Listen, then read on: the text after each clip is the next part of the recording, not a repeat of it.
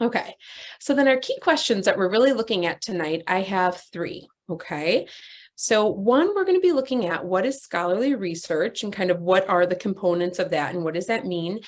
And oftentimes I hear this second question from students a lot. How can I maximize my time on task, or how do I speed up the process in order to read these very long, tedious articles in the least amount of time, but maximize the amount of information I get out of them?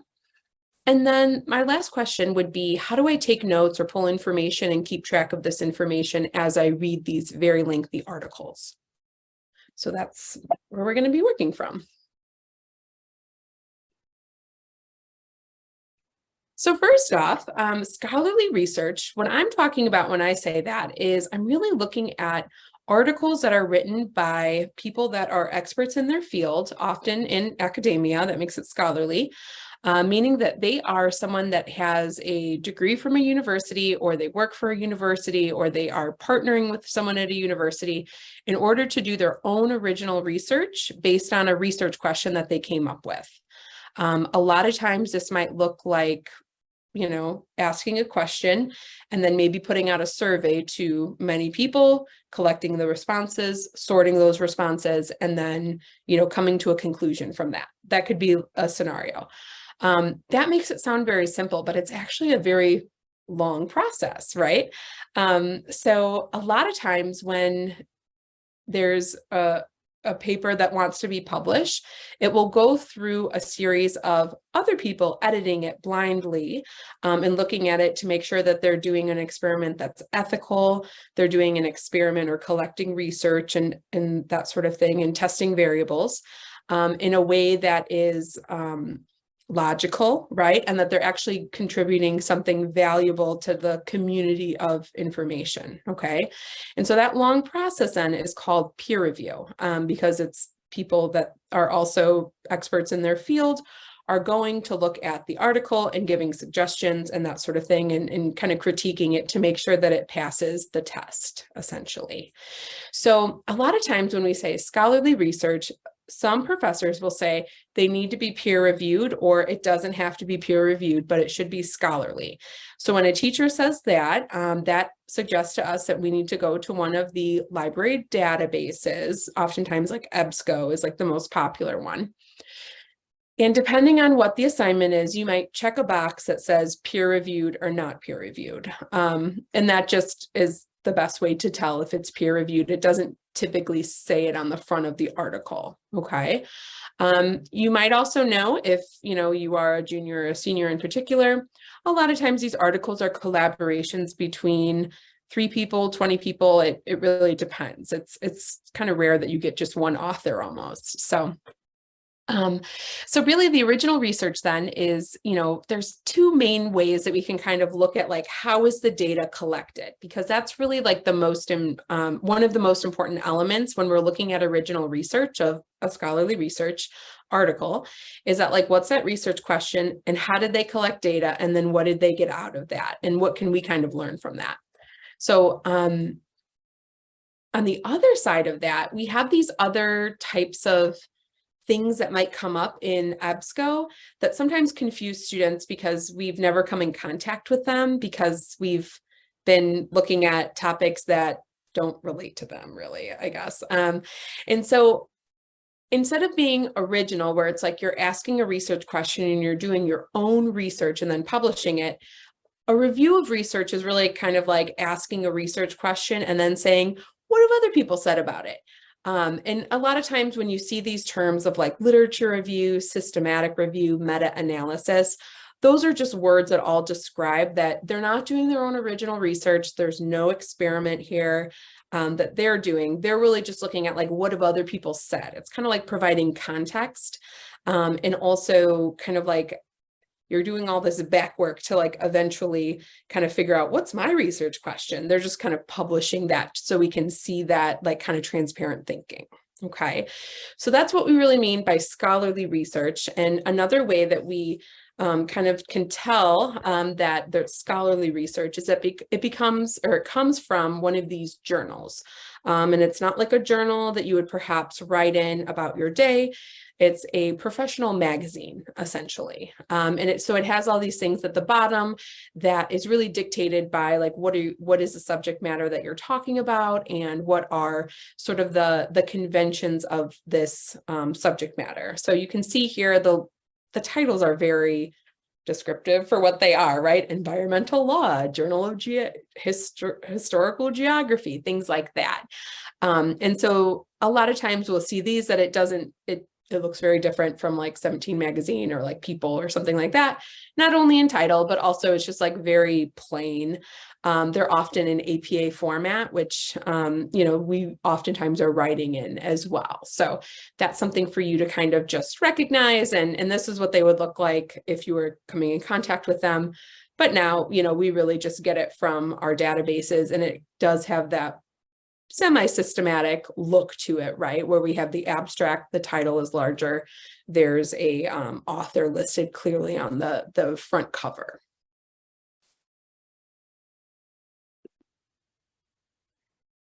So our topic tonight then is really, how do we read this scholarly research then? So I like to break it down into 3 categories.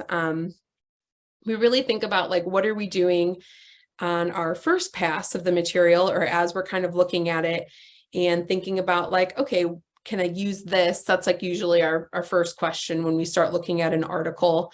And then we kind of have our during reading stage where we're like trying to pull information that we can maybe use later. And then the third one is like, okay, what do I do with the information now that I've collected it, right? So that's kind of the framework we're working from tonight, of some of these strategies that will help us read more effectively and feel like we're actually getting something out of it.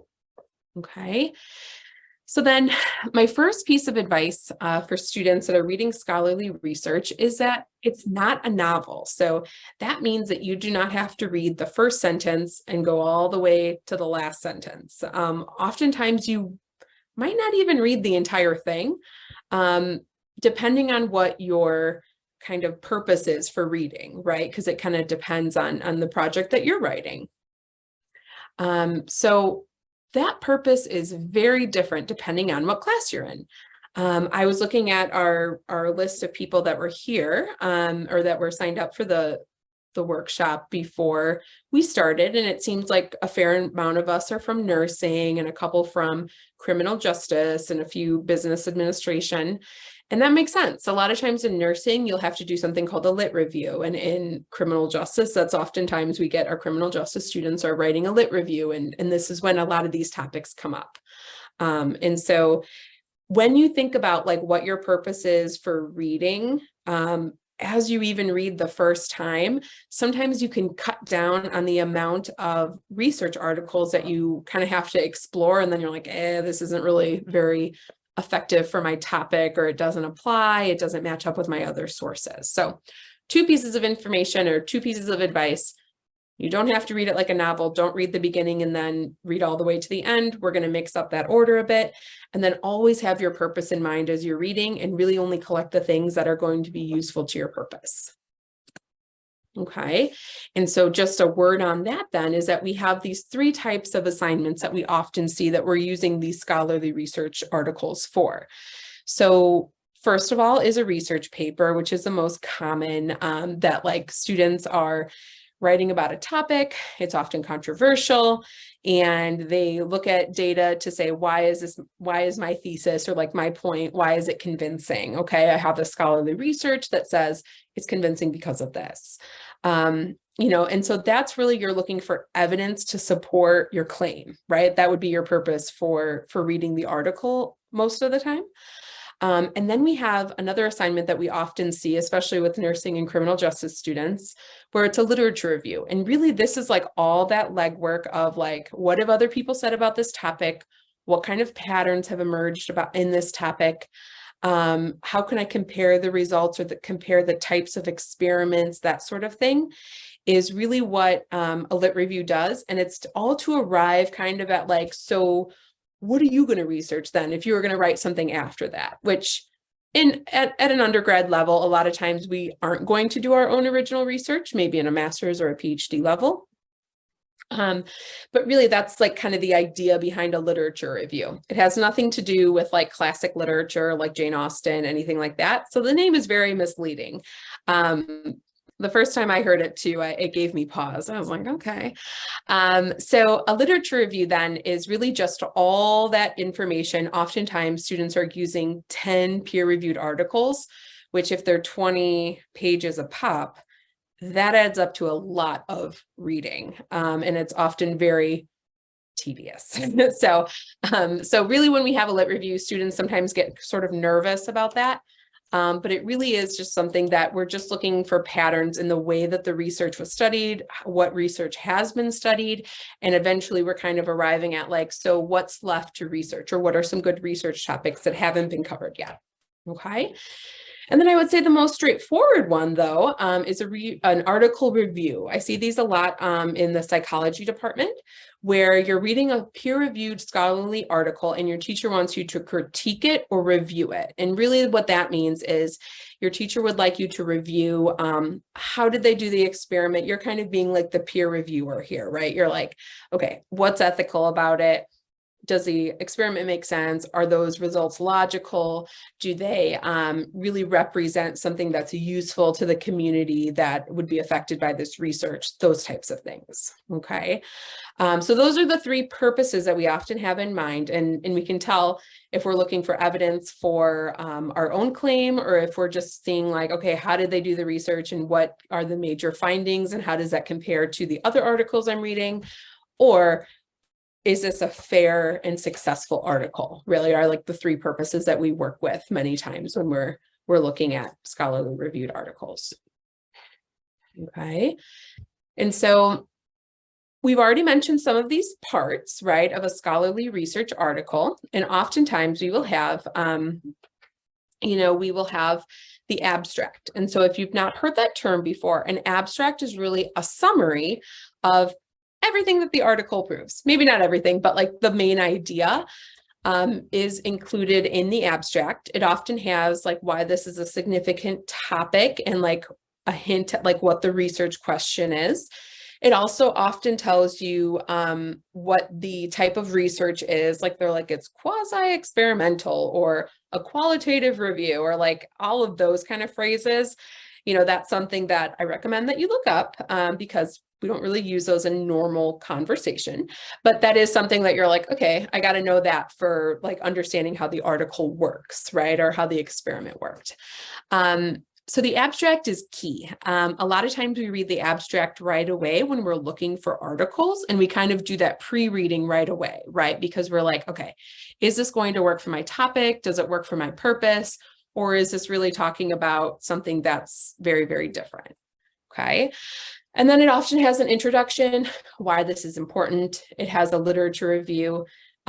Is just looking at like, what have people said about this topic before? What kinds of experiments did they do? Methodology is like the method that they collected their data, or how they did their own research. It'll have the figures and the data, meaning like it'll have some charts depending on what kind of topic it is. Sometimes they'll have the, they call it the instrument, or like the actual survey they gave people, or like whatever it is that they use to collect the data. And if you are familiar with psychology and social work, and even in nursing too, I'd say they often have kind of these, they're not random, but they're just kind of, specific, I guess, names for these, because they're often named after the person who wrote it. Like if there's a depression survey, it's called like Beck's depression survey. So they like oftentimes include that in the figures and the data, and then often have like a more like a bar graph or a chart or something like that to show us what were the results. Okay. So they do that in numbers oftentimes, and then they also do it in words. And for most students, the word part is easier to understand because we aren't statisticians, right? Like we don't know the stats behind it. Some students do. I would say largely we don't, especially at like a sophomore, junior level in college. That's more like of a master's PhD student. So So when you look at the results in the discussion, that's just like, what did the article find? Like, why is this important that we found these articles or this data rather? And then the conclusion is like, where do we go from now? What other questions do the writers have? And then it'll always have the citations. Who else did they cite? What other articles are they looking at to write this? Okay, so these are oftentimes, you won't see all of these most of the time, but you would see probably like 3 or 4 of them, at least. Sometimes the articles will have all of them. Sometimes it's not as purposeful. Okay. And so this is just like a little, I thought this was like a nice 1-page kind of overview of what that would look like when you're looking at this on the databases. This is what you see. And so we can see in pink, we have the title up at the top, a cognitive model for representation, right? That's always a title. And you might have noticed already through your studies that scholarly articles are often very straightforward in their titles. Like there's not any secret really about what it's about. You know, it's rare that they have something even creative. It's more just straightforward, direct. This is what it is.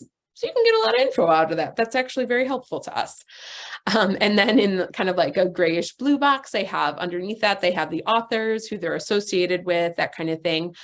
And then we have the abstract in green, and it's also entitled abstract.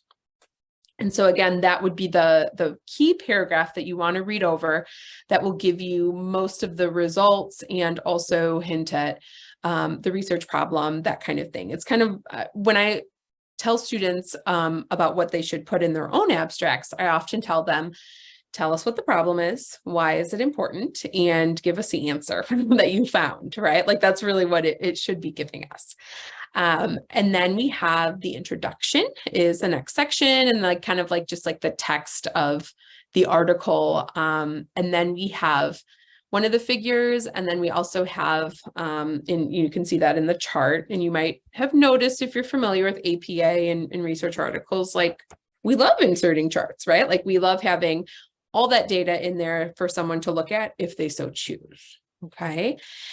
And then we have the conclusions, which again, that just explains what did the data say, tell me in words, more approachable most of the time, that's what it's going to do. And then we have the references, okay? So that's just a kind of like a graphic representation of what all those parts might look like and where in our article, okay? So I've talked a little bit about pre-reading. We always want to read the abstract first. And that, you know, oftentimes kind of serves as our pre-reading, I would say, just like understanding what does the title say and what does the abstract kind of look at.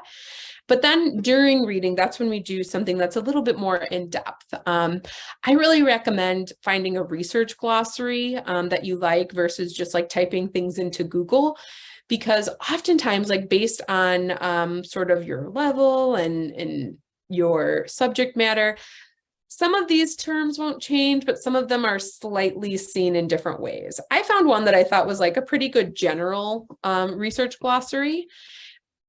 And this comes from like a childcare and early education department. So, you know, it might not be perfect for everyone, but I really did like that it explains, like, for example, like a Q sort. I've never heard of that before today, but also qualitative, quasi-experimental research, that kind of thing. I just thought that was really helpful to me to understand it in this way. And so this would be where you would look up like the type of experiment it is if you're not quite sure still after looking at, you know, like reading through your article, or maybe you just want some background knowledge. This is a good place to kind of start, you know, and then we can always just turn to Google, like, you know, kind of see like if it varies by discipline, that kind of thing.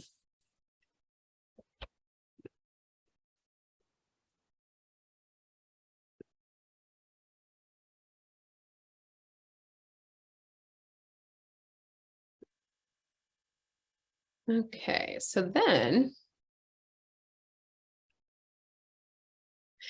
we really get into our actual like during reading, okay?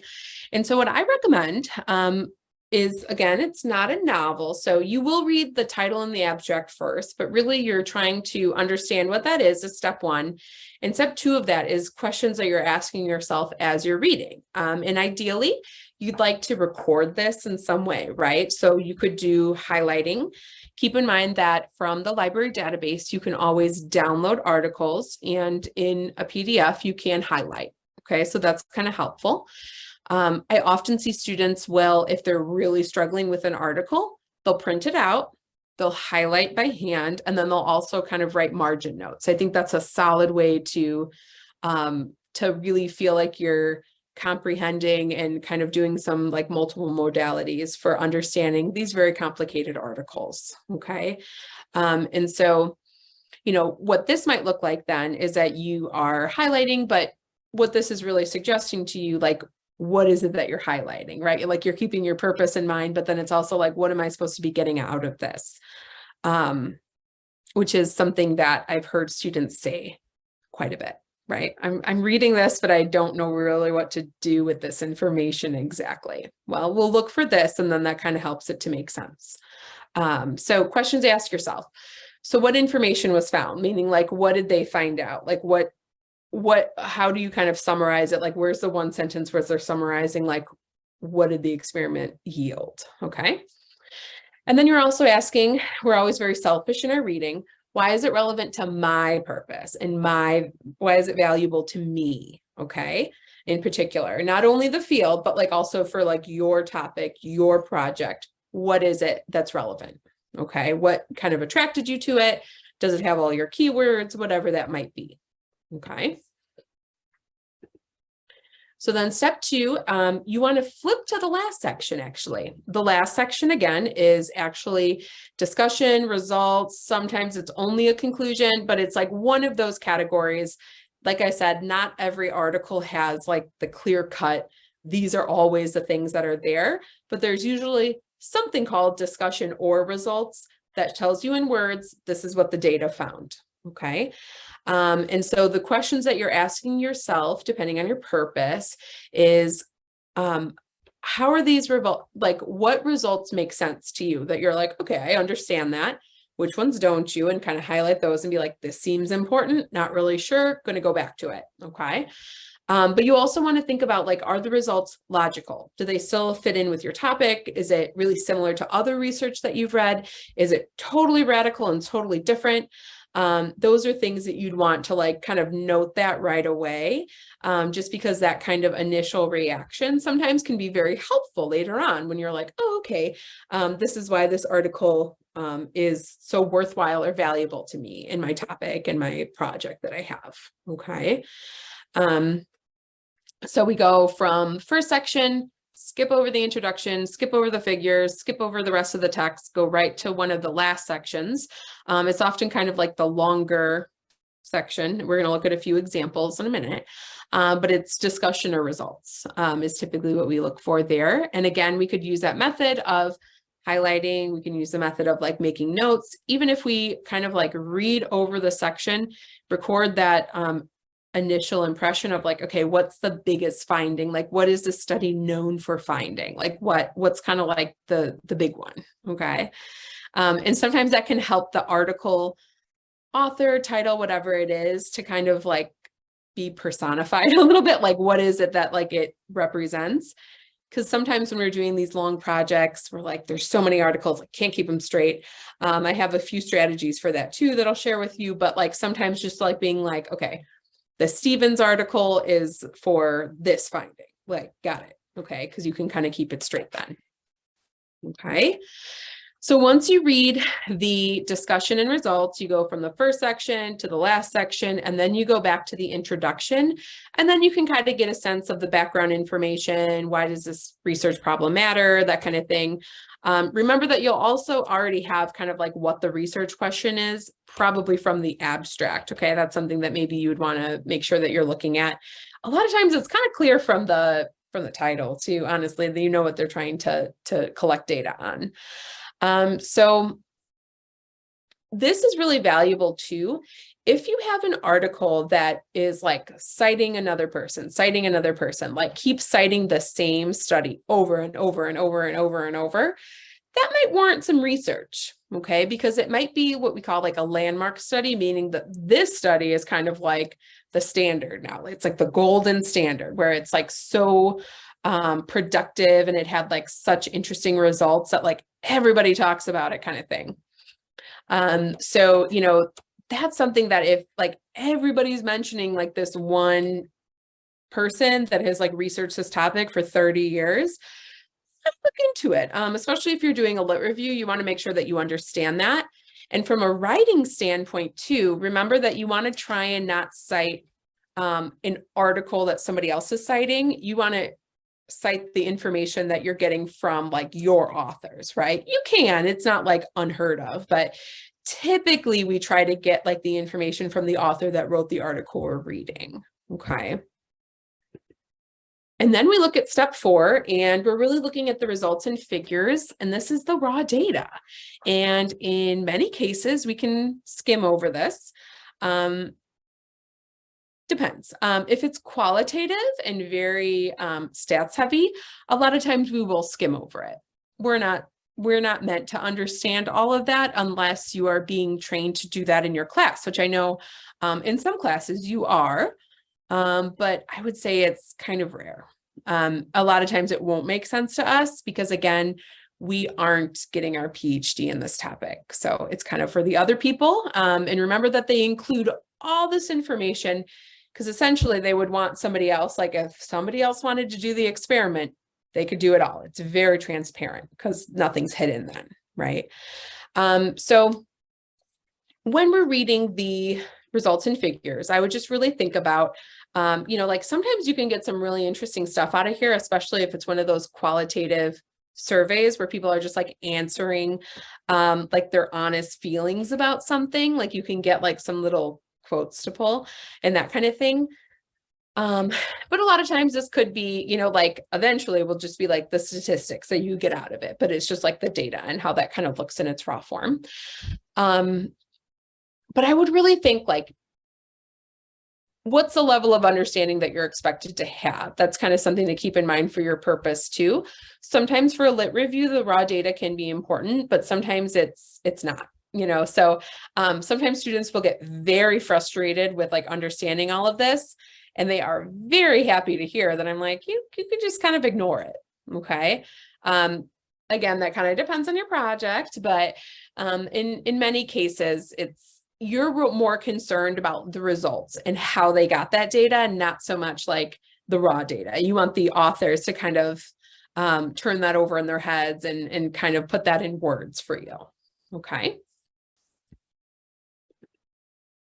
And so ways of keeping track of this too, if you're like, I don't like highlighting, I don't like making my own comments in the margins and that kind of thing, and that is fine. I have like a worksheet that one of my colleagues, Ashley, who's another specialist, created. And so this really just looks at keeping track of all the information as far as like a citation goes, or how you're going to put this on your reference page, okay? And so the title of the article, the authors, you know, like it gets all that information is helpful, and it also gives an example, okay? And then it has just like a simple chart that you can kind of create your own even, but this is like kind of the key things, and it mimics the things that we talked about. You don't have to fill it in order as we talked about, right? You don't have to go from the first to the last section and do that way. But really, these are the types of questions that will yield good information for your writing project that you're going to be working on. I would say especially the conclusions and also the results. Were there any surprises? Sometimes that can be very meaningful, especially for like well, not really a research paper, but probably more a lit review. Okay, so just creating a chart for yourself, and I will share this with you. I'll share this whole presentation with you if you'd like to look at this a little bit more carefully. So the other way I would recommend keeping track of some of this information, if you are one of those people that is more spreadsheet oriented, you know, you can put all the information in here. Keep in mind too that you can also download PDFs if you want. Some people like doing that like on their desktop, but then you can also have a permalink where you can kind of just save one link for each one, which some people also like too. So you just kind of would think about using those databases to the best of their ability, because they do have a lot of things about them that makes it easier to save and record and that kind of thing. You can also get a citation for many of the database articles. So that would be something that I'd be happy to answer those questions, but the librarians would also answer those questions too. So I really like the spreadsheet version because you have so many different things that you can fill in. And if it's not useful to you, you can get rid of that category, or you can, for like one article, you just leave that blank and it still kind of does that. And I also really like that this has a spot for summary. What is it about? Where you can kind of record those initial thoughts of like, okay, this person is really known for blah, blah, blah, whatever it might be, because then you can kind of see it charted out already without flipping pages, which sometimes gets frustrating when you're writing a big project where you're like, who is this? I forget who had the finding. Okay.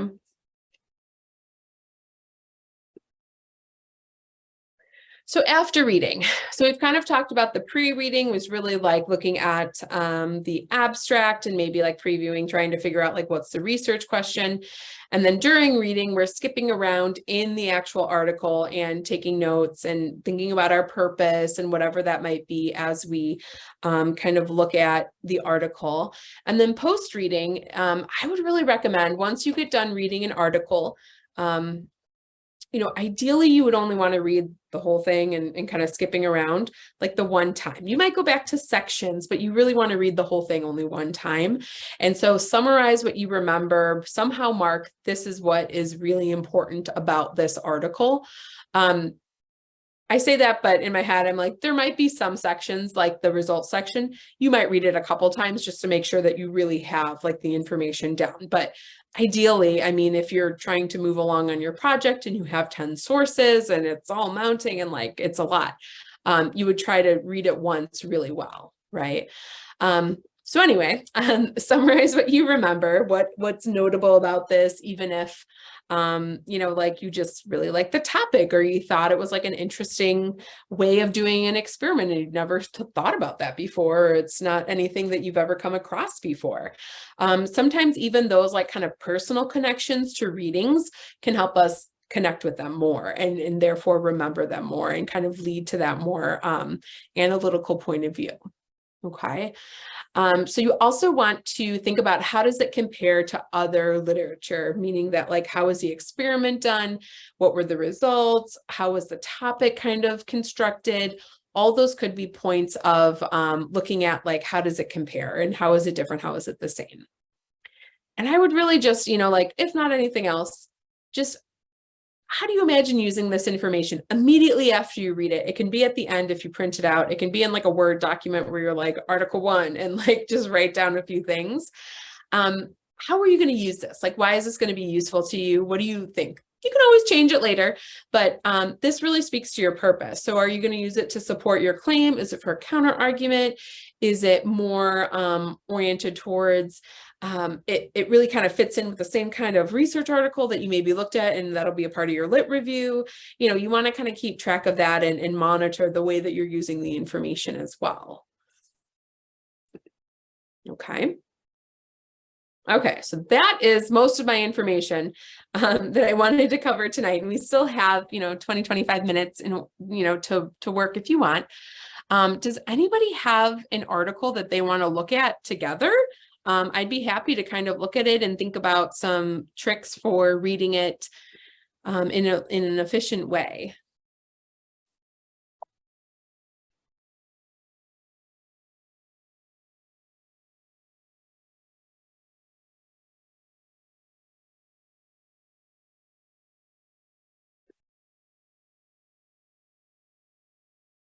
Anybody?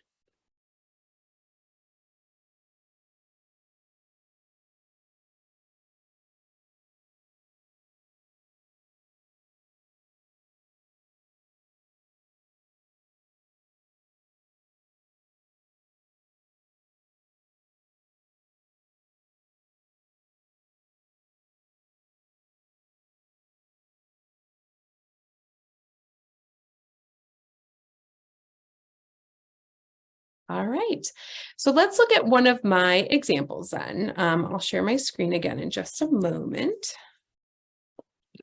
Let me just do my clicking here to make sure everything gets to where it should be.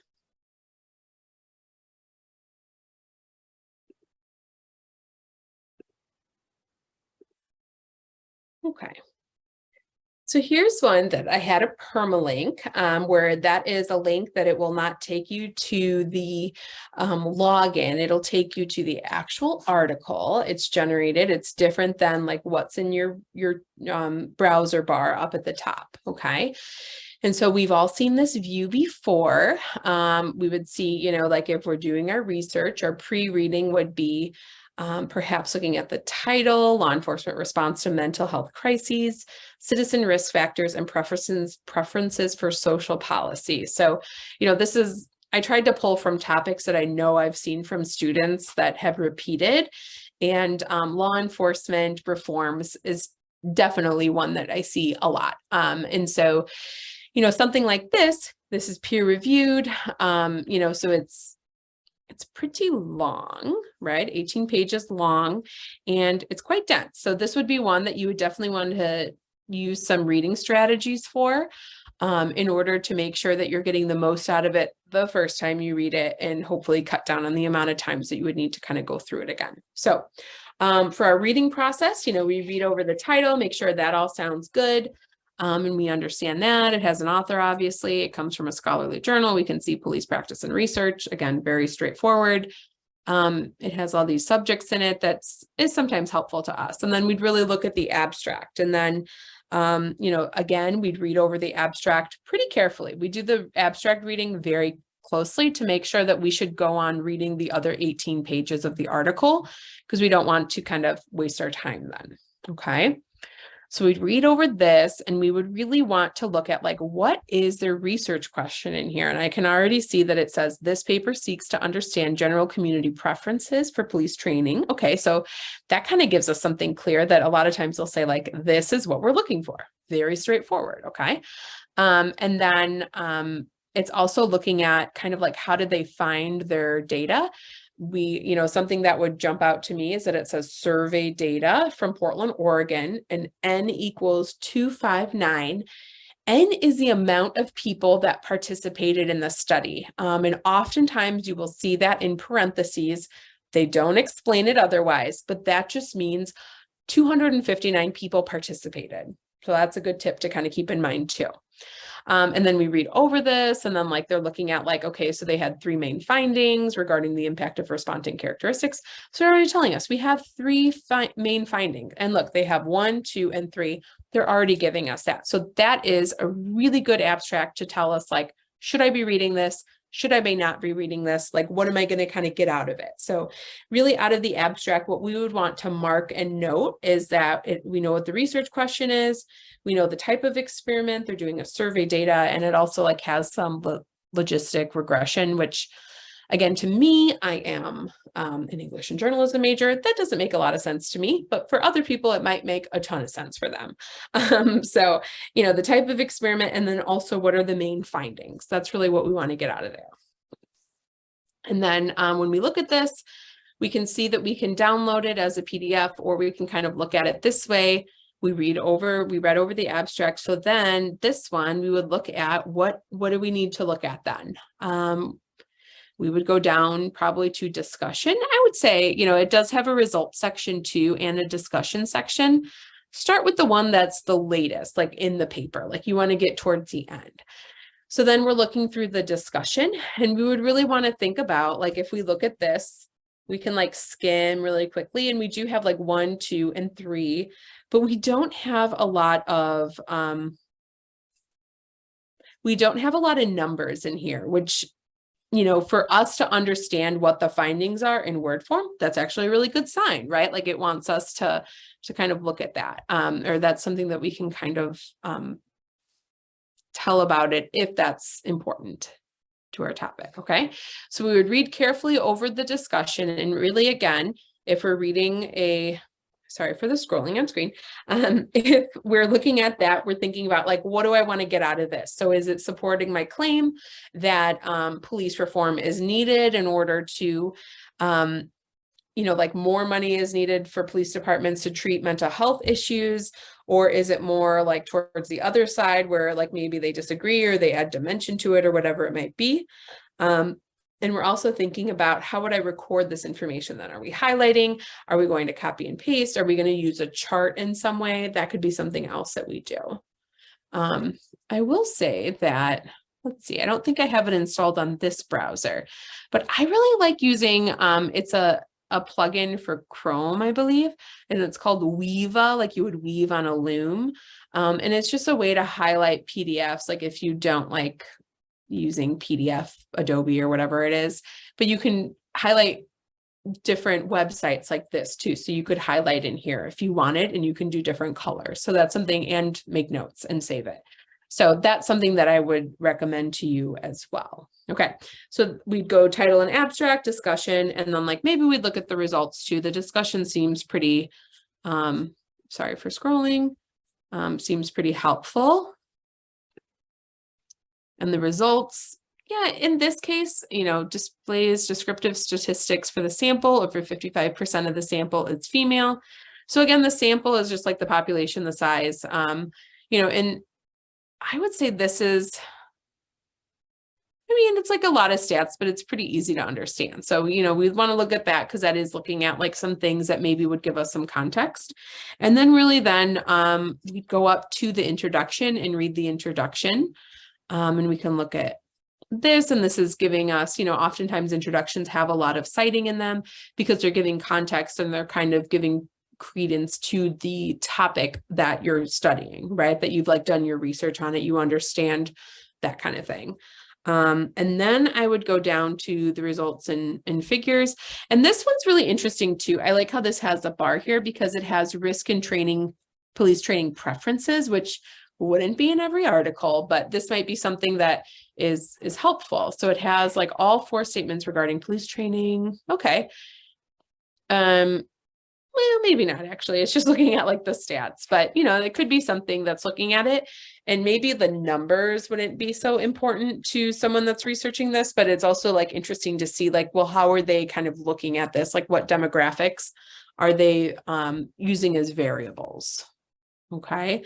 And so really our next step would be to skim or read depending on like our level of understanding of stats and depending on what kind of article it is, all the results and figures. And then we would kind of skim and read the rest, depending on our topic and depending on our purpose for writing, right?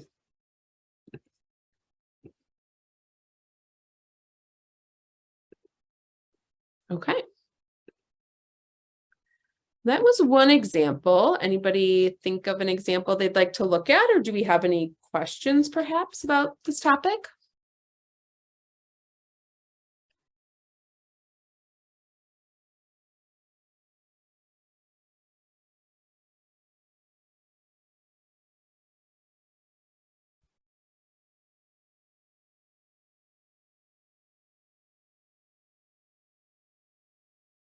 Okay, so it's pretty quiet out there. So I think that maybe the next thing I'd just like to show you is just some next steps potentially. If this is the topic that you're like, okay, got a couple tips of how to approach this.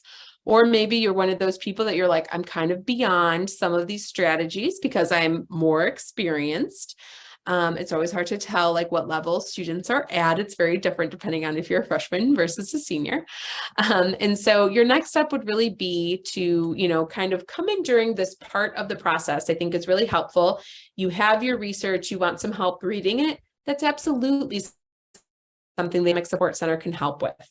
That means that we will read articles with you, or even if, I've sat with students and said, okay, what did this article find? And then the student will kind of like look through the article and be like, I guess it's about this. I'll record it for them. Okay, what did your next article find? And then we kind of figure out, okay, like what's the bigger picture here of the data or the research, okay? So the Academic Support Net is where you'd make your appointments either with a librarian to conduct your own research and find those articles and how to best do that in an easy way. And then also the writing specialists are the ones that can kind of help you with the next step. You've already found your research and you now are reading it, you're writing about it, you're starting to figure out like, how do I kind of fit into my purpose? All of that can be very helpful to talk with someone that's experienced in it. But I also just think personally too, you can learn more about your process by just trying some different approaches for different texts. Remember that a research article, scholarly research, is not like what you've maybe read before. It's not a news article. It's not easy and at a lower rate or like reading level. It really is difficult. And so it's okay to kind of reach out for help for that. Okay. I will stick around if you have any questions, but otherwise, thank you for your attention and I hope you have a lovely night.